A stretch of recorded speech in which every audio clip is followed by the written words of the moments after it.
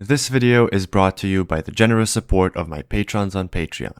If you wish to support the channel and allow me to dedicate more time to producing such videos, you can do so with a small monthly donation on patreon.com/BalkanOdyssey.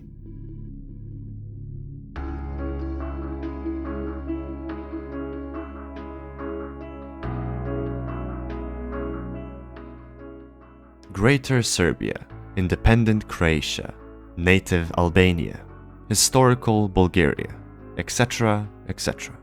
If only we could unite our people under one flag, all of our problems would go away. If only we could return our historical lands, our great nation would flourish and prosper. If only those filthy Serbs stopped sabotaging our holy Croatian land, our life would be better. If only those filthy Albanians stopped plaguing our holy Serbian land in Kosovo, and if all of our neighbours just admitted they were Serbs, we would finally be liberated. If only those brainwashed Macedonians accepted their Bulgarians, all of our problems would go away. Because, you see, making my nation great again would solve all of my problems. All of our history, traditions, and national identity would be protected from those malevolent, filthy neighbours at the other side of this imaginary line who, together with the minorities from within, are constantly undermining the greatness of our nation, whose sacred lands are soaked with the blood of our great ancestors. Okay, enough of that. What you just heard is some of the most commonplace rhetorical ammunition of a great deal of the conservative populace in the Balkan peninsula. Yet another Balkan obsession among many others that we've already tackled in this series. Whereas most people indeed do admit the devastating role that war-induced privatization, imperialism, as well as corrupt and warmongering politicians have played and continue to play in the social decay during the past 3 decades, the above paraphrased statements nonetheless stay ingrained in their subconscious, plaguing them like a disease. Pleas for the construction of a pure ethnonational state seem like such a simple solution to such a seemingly simple problem called multiculturalism. The clean isolation and segregation of specific ethnicities according to their right to self-determination seems like a very noble idea, which ought to eliminate all political tension.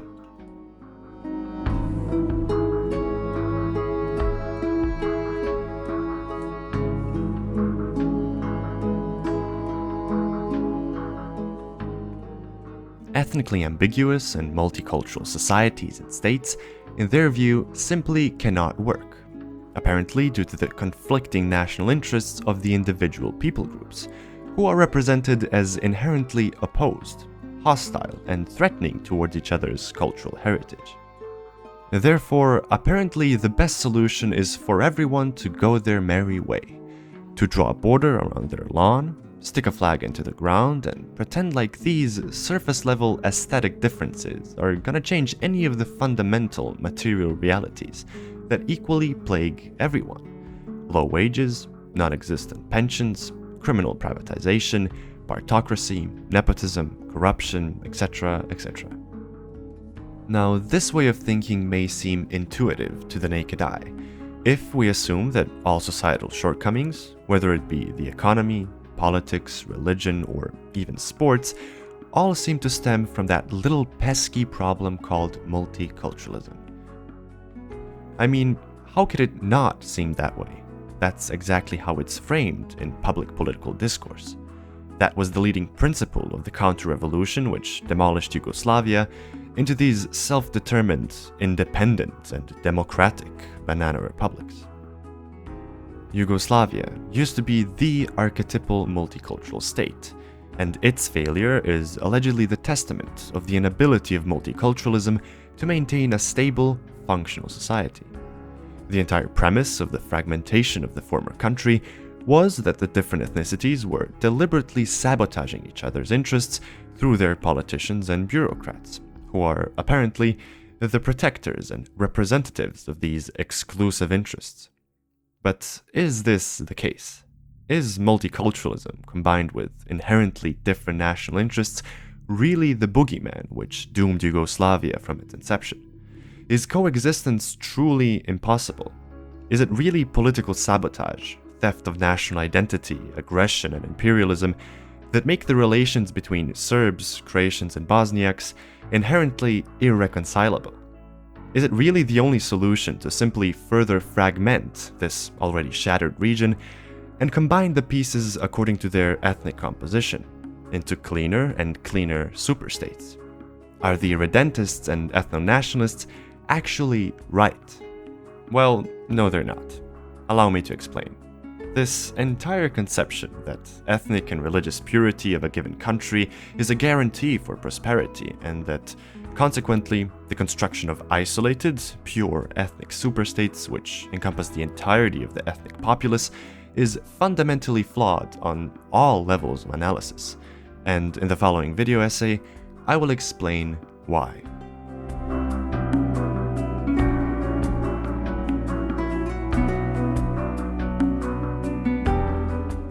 Whether it be the Albanian irredentist project and the myth of ethnic Albania, the Serbian irredentist project and the myth of Greater Serbia, or the Bulgarian one with the obsession around Vardar Macedonia, they all have one thing in common. They're all grounded on a mythological, metaphysical premise, and the purely one-sided, subjective, emotional, and cognitively biased belief that their nation is somehow superior to all others. That their nation has a transcendent quality which makes only their cause righteous, giving them the divine right to conquer and take up revenge against the population of the surrounding countries, in pursuit of justice, which is, mind you, always on their side, and quote-unquote reclaim their historically mandated holy land, which has been stolen from their ancestors by forces of evil. This obsession with permanent militaristic conquest is most discernible in the doctrine of Benito Mussolini, vividly described by Michael Parenti in his work Black Shirts and Reds, Rational Fascism and the Overthrow of Communism, where he wrote the following. A dedication to peace, Mussolini wrote, is hostile to fascism. Perpetual peace, he claimed in 1934, is a quote-unquote depressing doctrine. Only in cruel struggle and conquest do men or nations achieve their highest realization. The words are beautiful things, he asserted. Rifles, machine guns, planes, and cannons are still more beautiful. And on another occasion he wrote, war alone puts a stamp of nobility upon the peoples who have the courage to meet it. Ironically, most Italian army conscripts had no stomach for Mussolini's wars, tending to remove themselves from battle once they discovered that the other side was using live ammunition. Nonetheless, above all of this stands one word, which encompasses this undying inner calling and readiness to enlist to the military to defend and reclaim your nation's native lands, and get anticlimactically killed at the front lines. This word that still makes young men horny as hell and awakens this inner guerrilla warrior that Mussolini was fantasizing about as soon as they hear their national anthem is patriotism.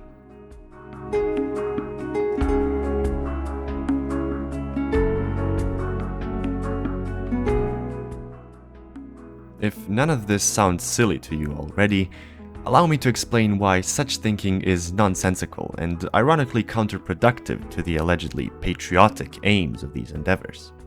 Quick side note, however.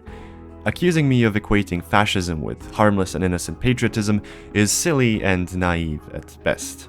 I'm not saying that a person who loves his nation is automatically comparable to the father of fascism, but rather that their fundamental assumptions and the essence of their actions are causally related, as one undoubtedly rises from the innocent other, when specific material conditions are met.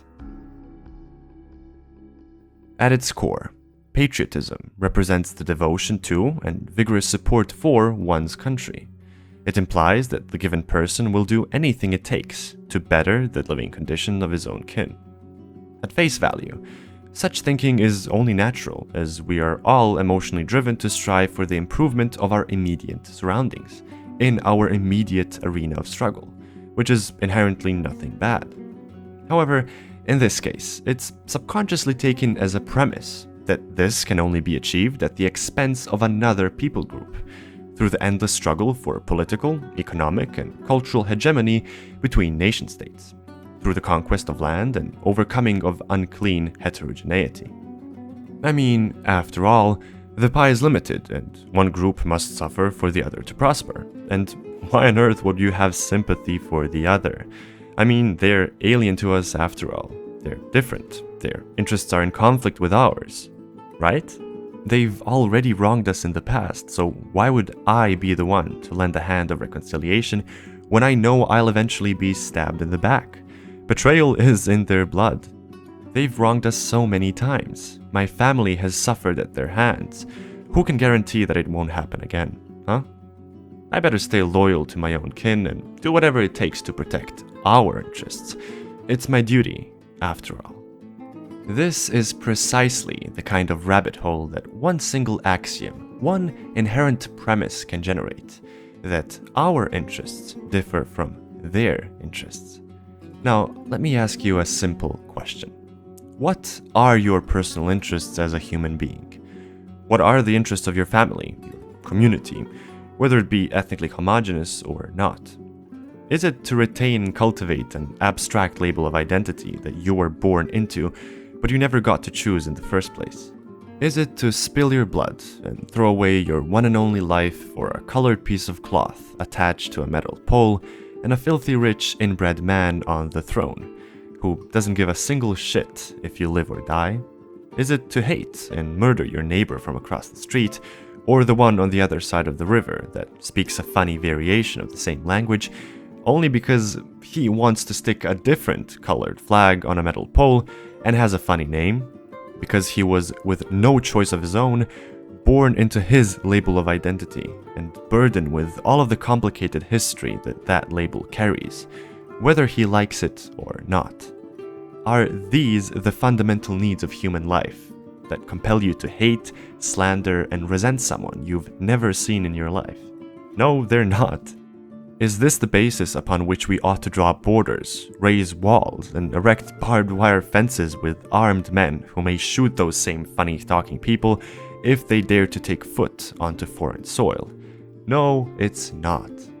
The interests of you, your family, your community, your nation, and the rest of the human population are fundamentally the same.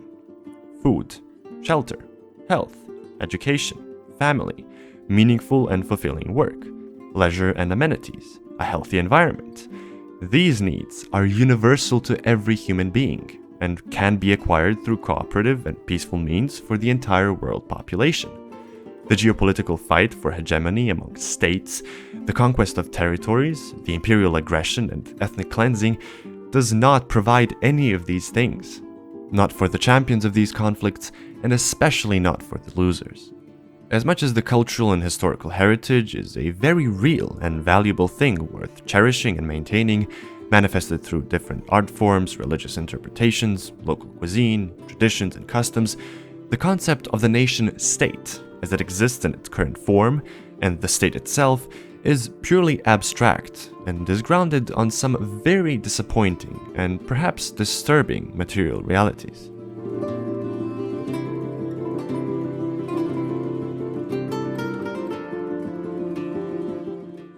Have you ever asked yourself, what is the state? What is the purpose of this extensive bureaucracy of borders and walls, separating people from one another, of special bodies of armed men called the police and the military, of military conflicts and wars? The standard answer would be that this structure is meant to maintain order in society and protect the interests of one people group, one nation, from all others. We've already established, quite intuitively, that the fundamental interests of every human being that works for a salary are universal, and that they are perfectly acquirable through peaceful and cooperative means. Yet, as we enter the domain of human beings who do not work for a salary, but rather earn their living through the parasitic extraction of surplus value from the labor of other working human beings, through capital accumulation and their physical and economic exploitation, as well as stock investments, speculation, parasitic landlordism, neocolonial extraction of super profits from countries of the periphery of global capitalism, through the extremely lucrative business of the military and prison industrial complex, among other amusing activities, at the expense of the working class, the underlying nature of the differing interests of nation-states slowly begins to unravel. What is being pitched as quote-unquote national interests are in essence the interests of the ruling class, the competing capitalists, rebranded and repackaged with mystical nationalist sugarcoating, with the goal of mobilizing you, fellow worker, to fight their wars and fill their pockets with the illusional conviction that you're honorably gonna die in war for your family and fatherland. In reality, it's for the interests of capital, no matter the colors of the flag you're defending. Now, this perception is one of the fundamental observations of class struggle, an important component of the Marxist conception of history, which concludes that the history of all hitherto existing human society is the history of class struggles. The classes with inherently antagonistic interests are entangled in a perpetual, irreconcilable struggle with one another, and not antagonistic nations and peoples, as ideologues of capital would claim. With these numerous unsolvable conflicting interests between the bourgeoisie and the vast working masses of the proletariat, a special socio-economic apparatus becomes necessary, which ought to usher in order and structure into the chaos of class struggle. This apparatus is what we tend to call the state. The state is a product and a manifestation of the irreconcilability of class antagonisms. The state arises where, when, and insofar as class antagonisms objectively cannot be reconciled. And conversely, the existence of the state proves that the class antagonisms are irreconcilable. The state is a special organization of force. It is an organization of violence for the suppression of some class. The state is a product of society at a given stage of development. It is the admission that this society has become entangled in an insoluble contradiction with itself, that it has split into irreconcilable antagonisms which it is powerless to dispel. But in order that these antagonisms, these classes with conflicting economic interests, might not consume themselves and society in fruitless struggle, it became necessary to have a power, seemingly standing above society, that would alleviate the conflict and keep it within the bounds of order. And this power, arisen out of society, but placing itself above it and alienating itself more and more from it, is the state. The antique state was, therefore, the state of the slave owners, for the purpose of holding down the slaves in check. The feudal state was the organ of the nobility, for the oppression of the serfs and dependent farmers. The modern representative state is the tool of the capitalist exploiters of wage labor. The state is hereby the central actor of this entire investigation and is crucial for the answering of the previously posed questions. It is the essence of every socioeconomic order since the emergence of class differences, whether it be a constitutional monarchy, fascist dictatorship, Islamic theocracy, or liberal democracy in the form of the modern nation-state. Bourgeois states are most varied in form, but their essence is the same. All these states, whatever their form, in the final analysis are inevitably the dictatorship of the bourgeoisie. The existence of the state is justified in many mysterious, metaphysical ways, through myths of common descent, language and tradition, of common interests, etc., effectively fragmenting the international body of the working class, selling illusions of different isolated groups with specific interests through fear-mongering and bigoted, xenophobic scapegoating, essentially deceiving the working masses to empathize with and relate to the ruling elite of their own nation, rather than the working classes of other nations. In his analysis of the fascist doctrine, Michael Parenti wrote the following: Fascist doctrine stresses monistic values. Ein Volk, ein Reich, ein Führer. One people, one rule, one leader. The people are no longer to be connected with class divisions, but must see themselves as part of a harmonious whole, rich and poor as one, a view that supports the economic status quo by cloaking the ongoing system of class exploitation. This monism is buttressed by atavistic appeals to the mythical roots of the people. For Mussolini, it was the grandeur that was Rome. For Hitler, the ancient folk. Human attributes, including class status, are said to be inherited through blood. One's position in the social structure is taken as a measure of one's innate nature. Genetics and biology are marshaled to justify the existing class structure. Yet the material analysis of its foundations and investigation of its very inception provides us with a very clear conclusion. States are instruments of the ruling class, and do not, by any stretch of the imagination, benefit the working class in any conceivable material way. Nor does the working class of a given nation share any interests with its ruling class. No amount of heartwarming nationalist mysticism, superstition, or devotion will erase this reality. The state, then, has not existed for all eternity. There have been societies that did without it, that had no idea of the state and state power. At a certain stage of economic development, which is necessarily bound up with the split of society into classes, the state became a necessity owing to this split. We are now rapidly approaching a stage in the development of production at which the existence of these classes not only will have ceased to be a necessity, but will become a positive hindrance to production. They will fall as they arose at an earlier stage.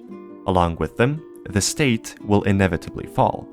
Society, which will reorganize production on the basis of a free and equal association of the producers, will put the whole machinery of the state where it will then belong, into a museum of antiquities, by the side of the spinning wheel and the bronze axe. As Engels beautifully puts it in his monumental work, Origin of the Family, Private Property and the State, which you definitely ought to read if you're interested in the actual step-by-step inception and emergence of these three phenomena, the state is not an eternal, all-powerful embodiment of the interests of a nation of people who share the same origin story. It is, on the contrary, merely the embodiment of the enslavement of the vast majority of this nation by a tiny minority of self-interested members of that same nation, who repackage their capital interests as those of the entire populace. With the veneer of nationalist mysticism, the fetishization of the glorious days of the past, and the demonization of all other nations.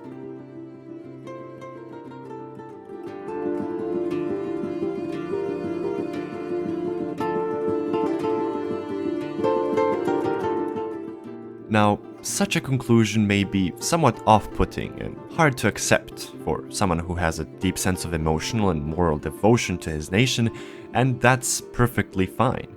I used to be there myself. In this regard, there's one important fact to keep in mind. The existence of the nation-state is not to be confused with the existence of the nation, as in the peculiar body of people itself.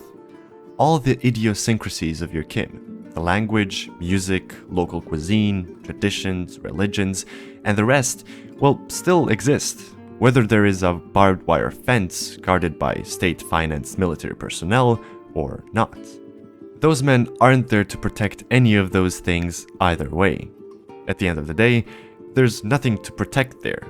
Nobody's gonna steal your goulash, appropriate the melodies of your accordion, or degenerate your ethnic folklore or whatever. Multiculturalism and internationalism will not erase your national identity and mold it into this bland mixture of cultures where everyone is equal and equally boring, nor are they a free ticket to mayhem due to the allegedly different interests of the given cultures that will reciprocally sabotage each other. Multicultural societies like Yugoslavia have merely been a very fragile, easy target for global capital through ethnonationalist and fascist propaganda campaigns, which have aimed for the destruction of proletarian internationalism, of worker self-management, of the communist revolution, in the name of finance capital. If your allegiances truly lie with the vast majority of your people, the working class of your nation, there's nothing more patriotic than being a communist. If you fancy yourself as a patriot, building concrete walls around your nation, isolating it, and seeking conflict and revenge against other isolated nations will not help your cause.